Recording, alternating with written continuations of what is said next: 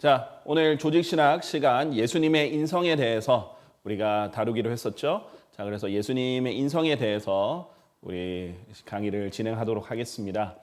예수님의 신성에 대해서는 저희가 이제 계속 조직신학 시간에 다뤄왔습니다. 그리고 여러분들 다들 잘 믿고 계십니다.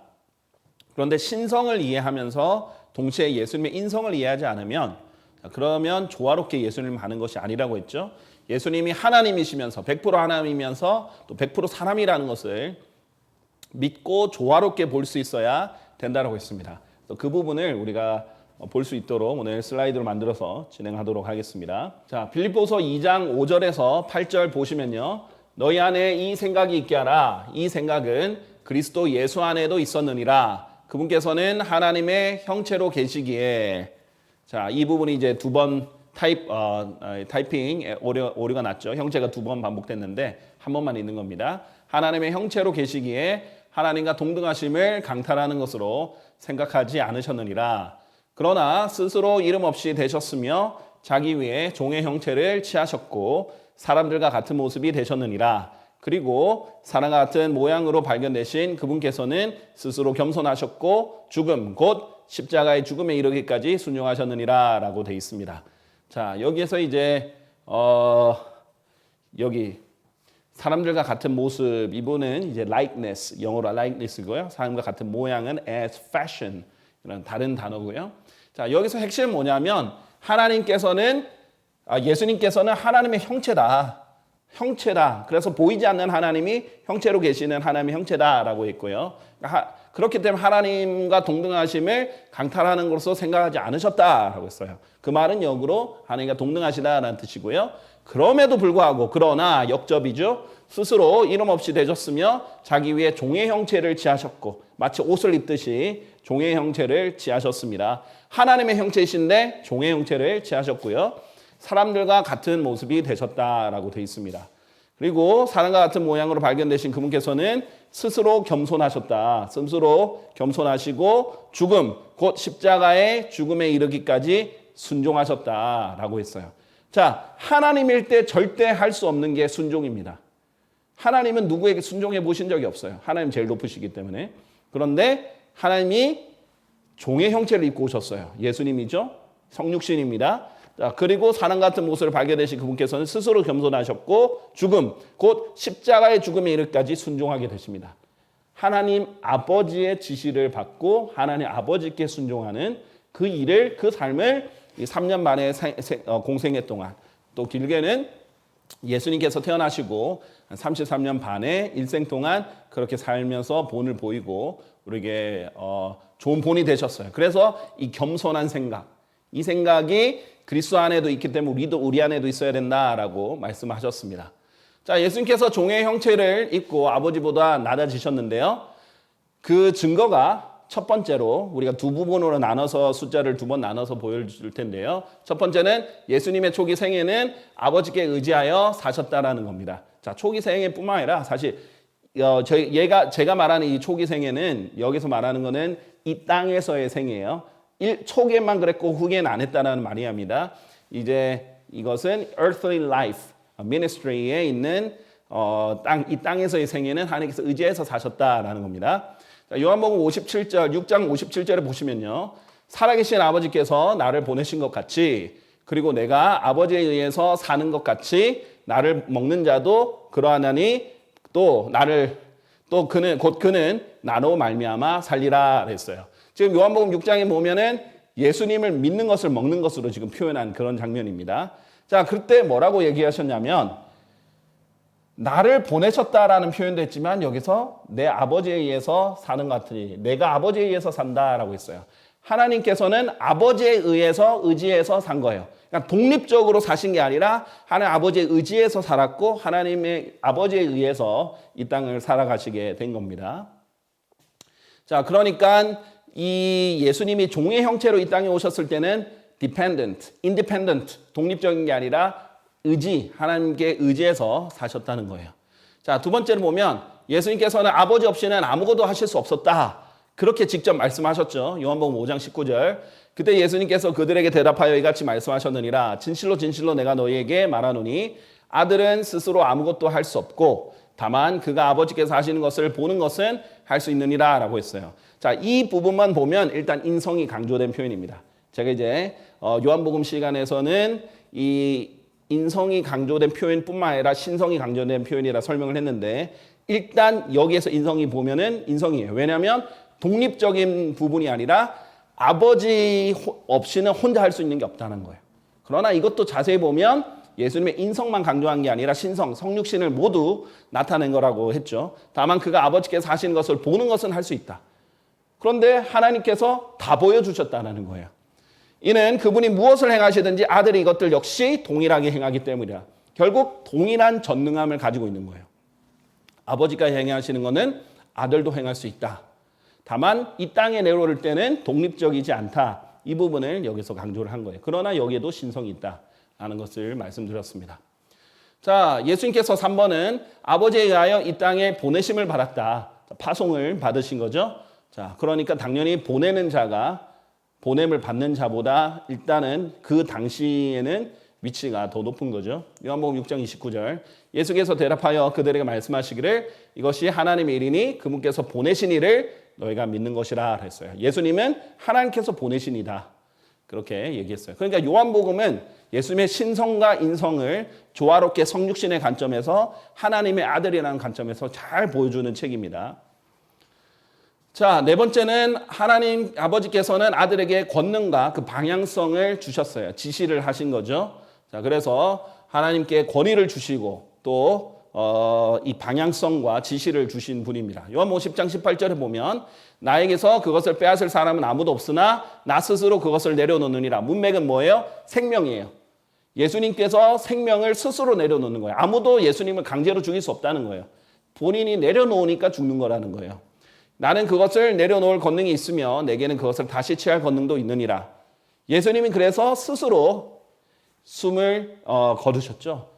자, 하나님께서 이렇게 강제로 당한 게 아닙니다. 이 명령은 내가 나의 아버지께로부터 받은 것이라 라고 했어요. 그런데 보세요. 명령을 예수님께서 아버지께로부터 받았다고 했죠. 어떤 명령을 받고 권위를 받고 이런 권능을 받고 또 지시를 받는 그런 이 공생의 사역 기간 동안 그렇게 사셨어요.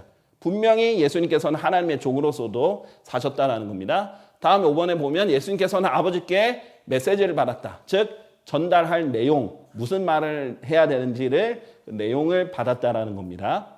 그래서 요한복음 8장 26절에 보면 나에게는 너희에 관하여 말할 것들과 판단할 것들이 많이 있으나 나를 보내신 분께서 참되시니 나는 내가 그분께 들은 그것들을 세상에 전하노라 라고 되어 있어요.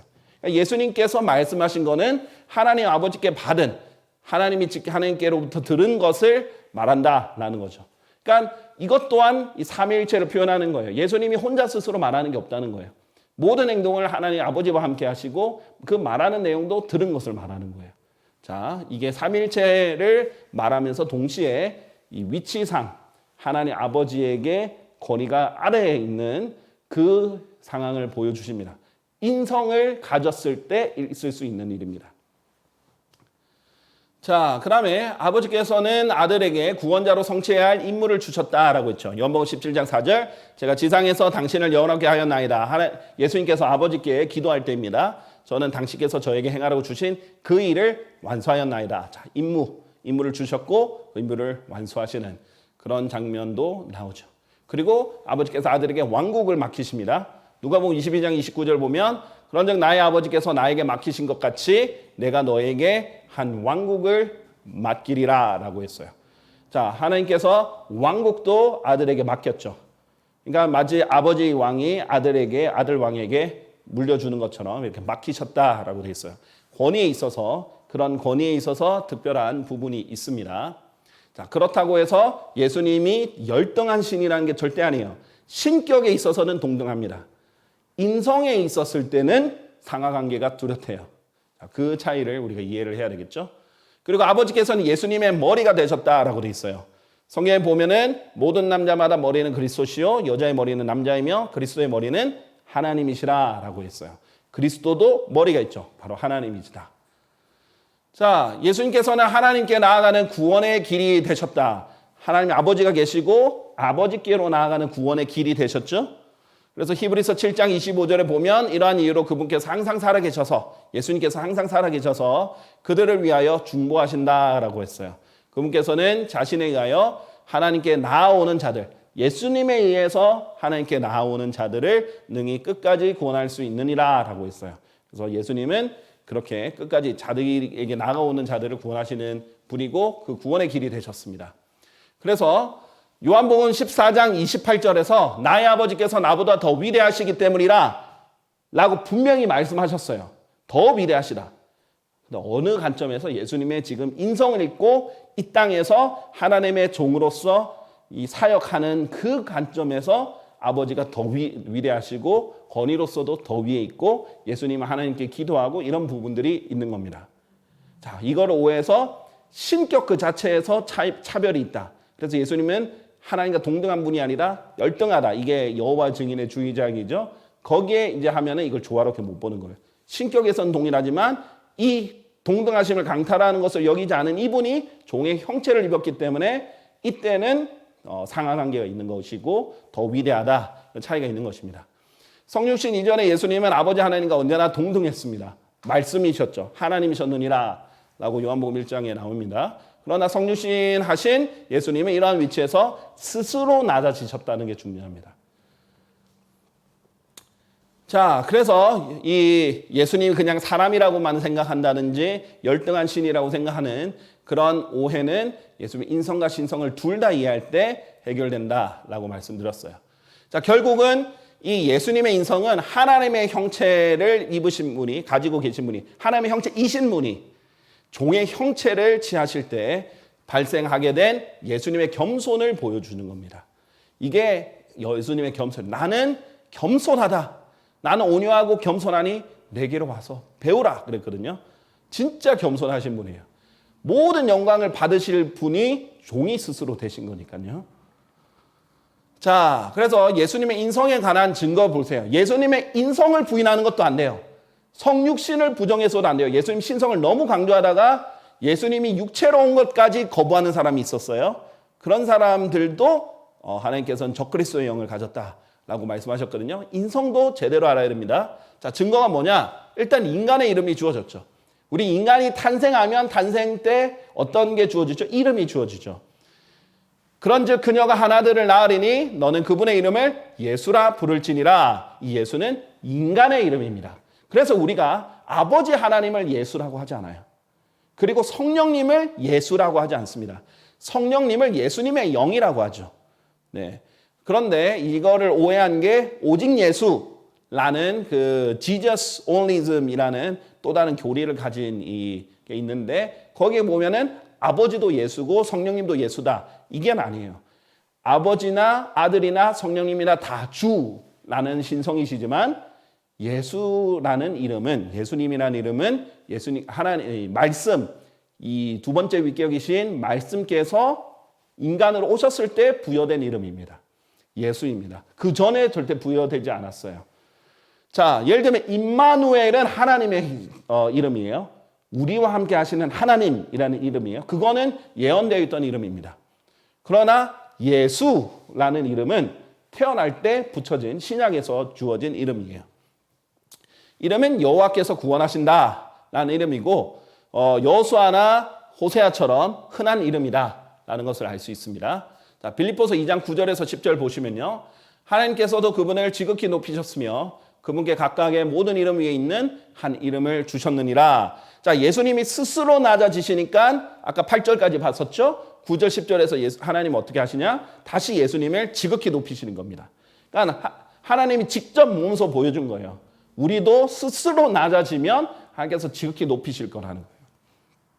그분께 각각의 모든 이름이 있는 하나하나 모든 이름 위에 있는 한 이름을 주셨는데 하늘에 있는 것들과 땅에 있는 것들과 땅 아래에 있는 것들에 속한 모든 무릎마다 예수님의 이름에 꿇게 하려 하시며 이 주 예수 그리스도 할 때 예수님의 이름에 무릎 꿇게 하셨는데 이게 인간 이름이라는 거예요.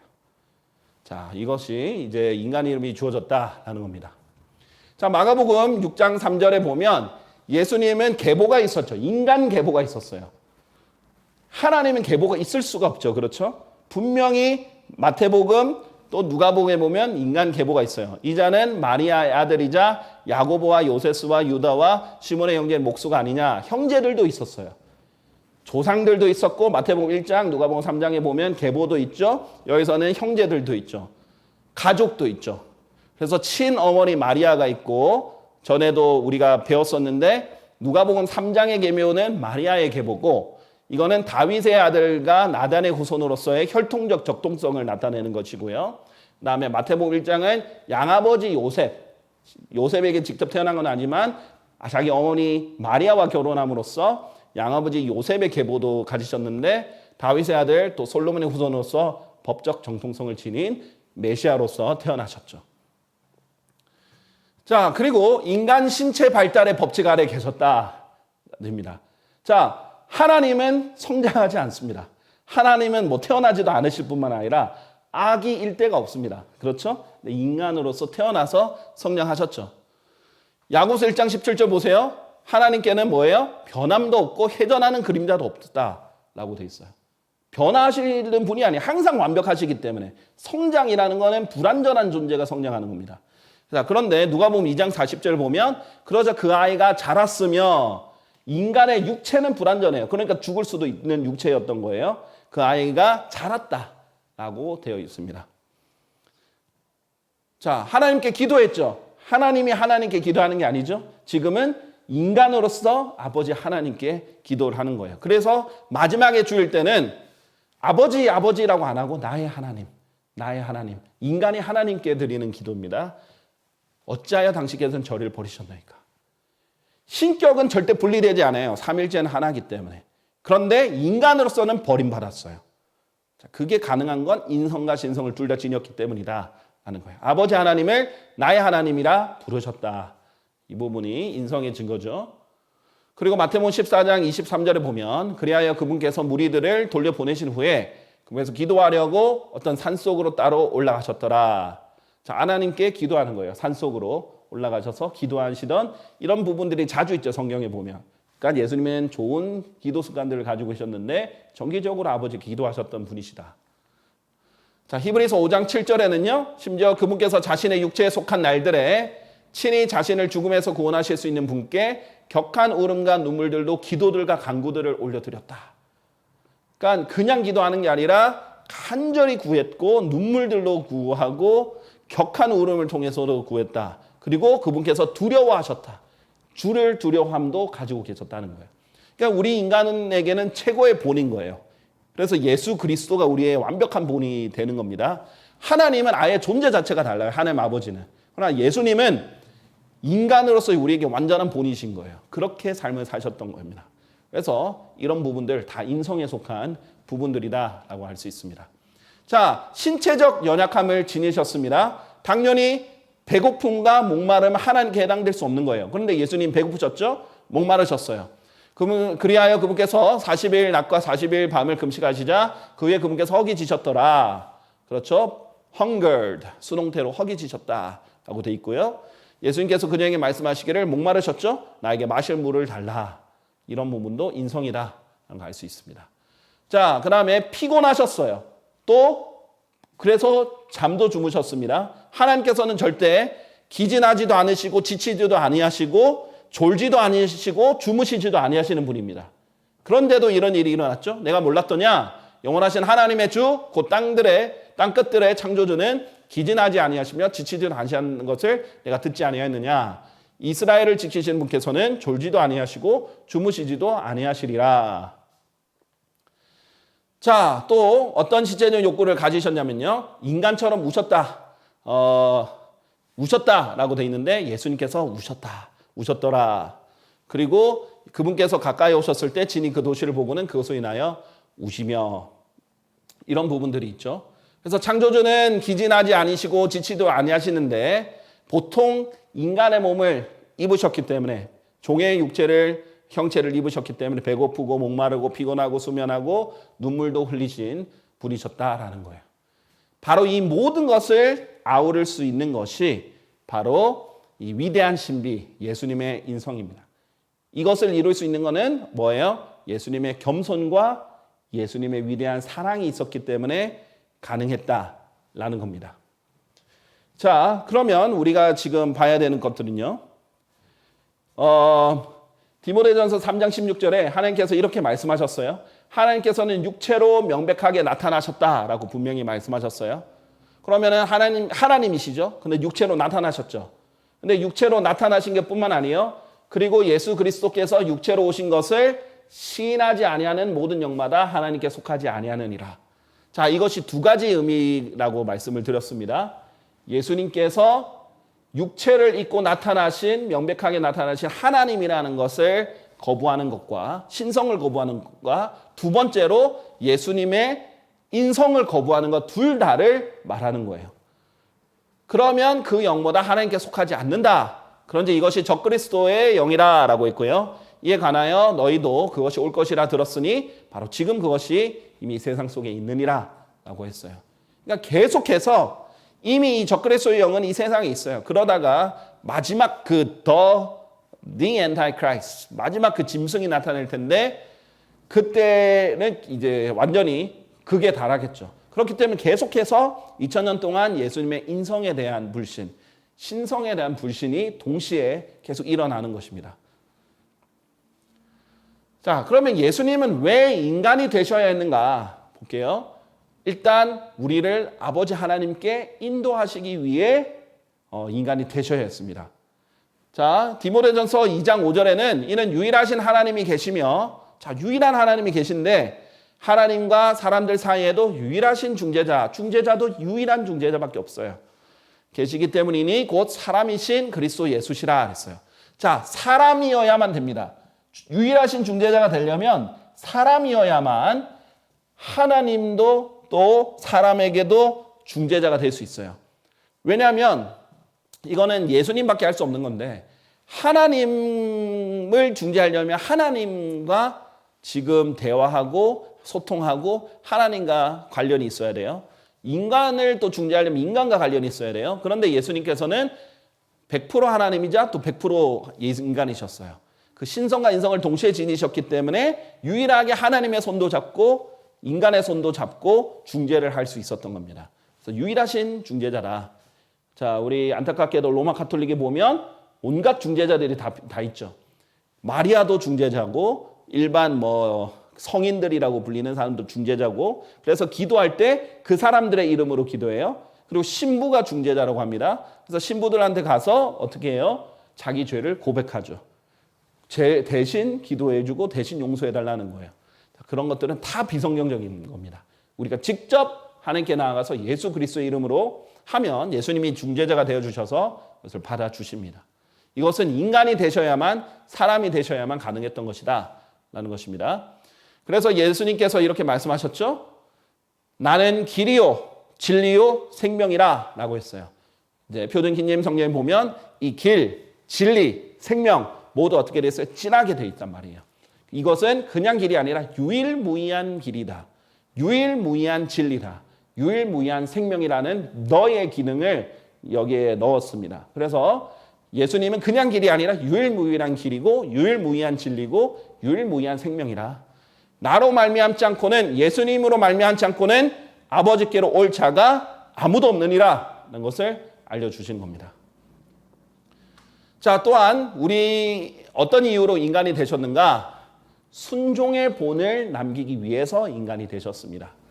히브리서 12장 2절에 보면 우리 믿음의 창시자이자 완성자이신 예수님을 바라보자라고 그랬어요. 예수님이 이 지상에 살면서 보이셨던 그 본을 우리에게 보이시는 거예요. 그래서 우리 믿음의 창시자요 완성자, 이 모습을 보이시고 우리의 본이 되셨습니다. 그래서 우리가 예수님을 바라보고 이 경주를 끝까지 달려나가기를 원하셨죠. 하나님이 인간이 되시지 않았다면 우리의 본이 없어요. 제대로 된 본이 없어요. 바울도 우리의 본이 될 수 있는 이유는 바울이 예수님을 따랐기 때문에 너희도 나를 따르라 이렇게 했던 것이고요. 그렇기 때문에 완벽한 본이 없으면 그 뒤에 있는 본들은 존재할 수가 없는 거예요. 그래서 예수님이 완전한 본을, 순종의 본을 남겨주셨습니다. 자, 베드로전서 2장 21절에 보면 이는 심지어 너희가 이 일로 부르심을 받았기 때문이니 그리스도께서도 우리를 위하여 순환을 겪으시어 우리에게 본보기를 남기심으로써 본보기를 남겨주셨죠. 너희로 하여금 그분의 발자취들을 따라오도록 하셨기 때문이라 했습니다. 이 발자취들을 따라오도록 예수님이 가신 그대로 따라가면 되는 거예요. 나를 따라오라 한 것처럼 이 발자취들을 따라가면 되는 것입니다. 자, 그리고 예수님이 인간이 되셔야 했던 이유는요, 시험을 받으시기 위해서요. 이것도 아주 중요합니다. 교리적으로 매우 중요한데요. 첫 번째로 하나님께서는 시험을 받을 수 없어요. 성경에서 말하기는. 하나님 시험을 당하지 않으시거든요. 그러니까 인간일 때만 시험을 당하실 수 있습니다. 자, 그럼 인간일 때만 시험을 당하셨는데 인간으로서 시험을 당하시니까 우리에게 계신 한 대제사장은 우리의 연약함들을 공감하지 못하는 분이 아니시다라고 했어요. 공감도 가능한 거예요. 예수님이 겪으셨잖아요. 하나님 아버지는 시험을 애초에 당하지도 않기 때문에 완벽히 공감하는 것은 불가능합니다. 다 아시고 지식적으로는 아시지만 공감이 힘드시겠죠. 그러니까 사탄이 그래서 고소자로서 하나님 아버지께 고소를 하는 겁니다. 자, 그런데 아버지는 그래서 완전히 인간에 오시면서 이 변명도 안 통하게 하신 거예요. 사탄이 그러겠죠. 하나님 뭘 하십니까? 사탄이 두려움 없이 지어진 받았다라고 했어요. 우리 욥기에 보면요, 이 리바이어든가 이 베헤못, 이 마귀로 등장하는 이것은 두려움 없이 지어졌어요. 그러니까 하나님께 와서 시험도 하죠. 하나님께 그럴 거예요. 하나님 무엇을 하십니까? 하나님은 배고파 본 적도 없고, 뭐 갈증을 느끼신 적도 없고, 뭐 시험도 안 당하시는데 무엇을 하십니까? 무엇을 공감하십니까? 인간을 얼마나 아신다고 그러십니까? 이렇게 할 거예요. 그런데 이제 더 이상 변명할 수 없죠. 하나님 직접 인간이 되셔서 다 경험하셨어요. 그래서 우리의 연약함들을 공감하는 대제사장이 된 겁니다. 자, 대제사장도 뭐예요? 이 중재자의 역할. 즉 하나님과 인간을 연결하는 역할을 하는데 그 진정한 대제사장이 되셨죠. 그런 분, 그래서 공감을 우리 해주시고 오히려 모든 점들에서 우리가 그러한 것처럼 시험을 받으셨다. 모든 점들에서 받으셨다라는 게 중요해요. 보세요. 자, 모든 점들에서 받았다라는 말은요, 어떤 한 포인트마다 중요 부분들을 다 받아서 그 종류를 다 받으셨다는 거예요. 하나님께서 인간의 시험을 크게 세 종류로 나누십니다. 요한일서에 보면은 이 세상에 있는 모든 것이 세 가지로 요약된다 했어요. 육신의 정욕, 안목의 정욕, 이생의 자랑, 이 세 가지로 나누셨어요. 자, 그래서 이브가 시험 받은 것도 이 세 가지와 관련해서 시험을 받았어요. 자, 그것을 봤더니 보기에 너무 탐스러워 보이고 먹을직해 보이는 거예요. 안목의 정욕이고, 그 다음에 육신의 정욕, 정말 이제 맛있게 보이는 부분, 이 부분이 있는 것이고요. 그 다음에 이생의 자랑, 신들과 같이 될 수 있다.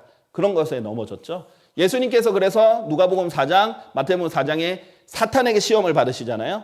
그때도 세 가지 시험을 받으시는데 그 인간의 모든 시험과 연관이 있는 시험들이에요.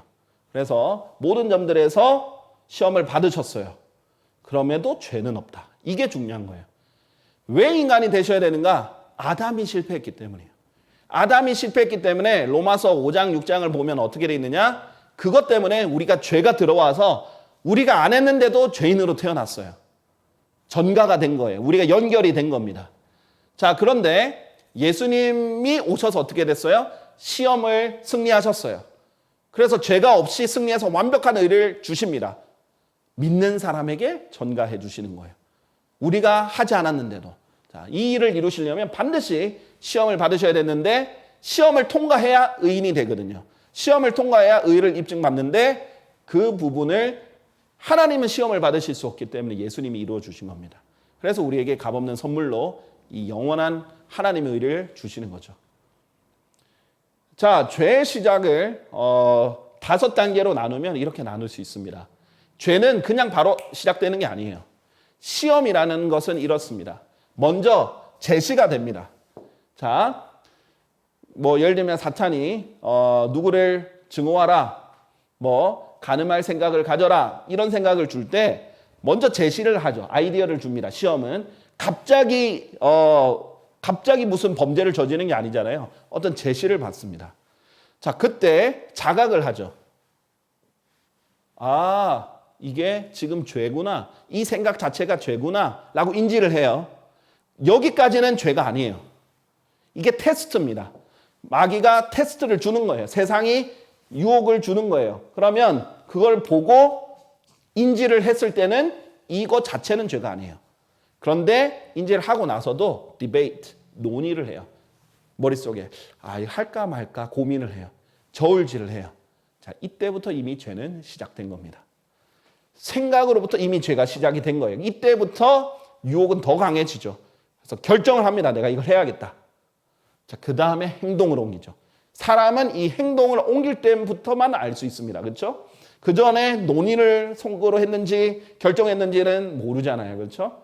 그러니까 겉으로 드러난 것만 알지만 이 전에 이런 이 시험이 존재한다. 모든 사람은 이 죄를 시작할 때 시험을 받습니다. 스스로 이 정욕에 이끌려서 시험을 받게 되는 거죠. 자, 마가복음 14장 34절에 보시면 그러면서 그들에게 말씀하시기를 내 혼이 지극히 슬퍼 죽을 지경이라 너희는 여기 머무러서 깨어 있으라. 겟세마네 동산에서 이 말을 하셨어요. 그러니까 겟세마네 동산에서도 너무나 힘든 상황, 이 땀이 핏방울이 될 상황에서도 끝까지 이 시험을 견디시고 승리를 하신 겁니다. 그런 면에서 우리에게 완전한 본이 되셨죠. 그래서 야고보서 1장 13절에 아까 말씀드렸죠. 하나님께 시험을 받는다라고 말하지 말라 했죠. 왜냐하면 하나님께서는 악으로 시험을 당할 수 없으시고 또 그분께서 어떤 사람도 악으로 시험하지 아니하시기 때문이에요. 자, 그러니까 하나님께서는 테스트는 하세요. 그러니까 악이 아니라 선한 이유로 시험은 하십니다. 그런데 악으로는 시험을 당하지도 않으시고 시험을 하지도 않으십니다. 이것이 예수님이세요. 자, 그리고 히브리서 5장 2절. 그는 무지한 자들과 길에서 벗어난 자들에게 연민을 가질 수 있다. 아까 공감하실 수 없는 분이 아니다. 즉 공감하신다라고 했죠. 그러니까 연민도 가지시죠. 이는 그 자신도 예수님 자신도 연약함으로 둘러싸여 있기 때문이라라고 했어요. 예수님이 이 땅에 있을 때는 이 인간 자체는 연약함으로 둘러싸여 있기 때문에 예수님께 나중에 적용을 하죠. 그렇기 때문에 인간은 연민을 가질 수 있다. 이게 제사장, 대제사장의 요건입니다. 인간에게 공감하고 연민을 가질 수 있어야 대제사장의 역할을 하죠. 그래서 예수님께서는 원하신다면 죄를 지을 수 있으셨다. 이게 참 놀라운 겁니다. 보세요. 이게 영어로 peccability of Christ예요. 예수님이 죄를 지으실 수 있었던 가능성이에요. 이게 너무너무 놀라운 거예요. 예수님은 죄가 없이 태어났고 죄를 짓지 않으셨고 완벽한 의인으로서 우리에게 구원자가 되셨지만은 죄를 지을 수조차도 없으셨던 건 아니에요. 죄를 알지도 못하셨고 죄를 짓지도 않으셨지만 시험을 받았다는 것 전제조차가 시험에 탈락할 수 있었다는 거예요. 시험에 빠질 수 있었다는 거예요. 사탄이 바보같이 절대 시험 당하실 수 없는 분한테 혼자 얘기한 게 아니라 인간으로서는 시험을 당해서 시험에서 만약 패배한다면 죄를 지을 수도 있는 상황이에요. 그러니까 그러면 어떻게 돼요? 예수님은 마귀의 종이 되어버리는 거예요. 인간이 죄를 지었을 때 마귀의 종이 되었던 것 같습니다. 그러니까 하나님 스스로 어마어마한 리스크를 감당하신 겁니다. 그런데 다 견디셨어요. 그분께서는 완벽한 사람이셨기 때문에 100% 인간이자 또 100% 신성이잖아요. 그러니까 마귀에게도 하나님이신 분을 시험에서 쓸 수 있는 유일한 기회예요. 마귀도 절여의 기회를 노린 겁니다. 그러므로 시험에서 이기신 예수님의 승리는 완벽한 승리예요. 자, 우리가 승리할 때 보세요. 여러분이 뭐 축구팀들, 어떤 스포츠 경기를 하는데 절대 질 수 없는 스포츠팀과 누군가가 이렇게 겨루기를 했다면, 대결을 했다면 그것을 누가 보겠어요. 그렇죠? 그것의 승패가 어떻게 해서 정확한 공정한 승패라고 하겠습니까?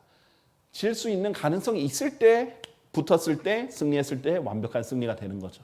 자, 그런 의미에서 예수님의 인성은 어마어마한 것을 시사해 줍니다. 그래서 우리도 이 예수님 본을 받아서 절대로 죄를 짓지 않는 그런 본을 가지고 승리를 해야 되겠죠. 자, 가장 중요한 이유 중에 하나죠. 예수님 왜 인간이 되셔야 되는가? 우리의 죄를 대신하여 죽어주시기 위해서 인간이 되셔야 했습니다. 디모데전서 2장 6절을 보시면요. 그분께서 모두를 위하여 자기 자신을 하나의 속량값으로 주셨으니 합당한 때에 증언을 받으시리라 라고 했어요. 모든 사람을 위해서 자기 자신을 하나의 속량값으로 주셨다. 그래서 합당한 때 증언을 받으시리라 라고 되어 있습니다.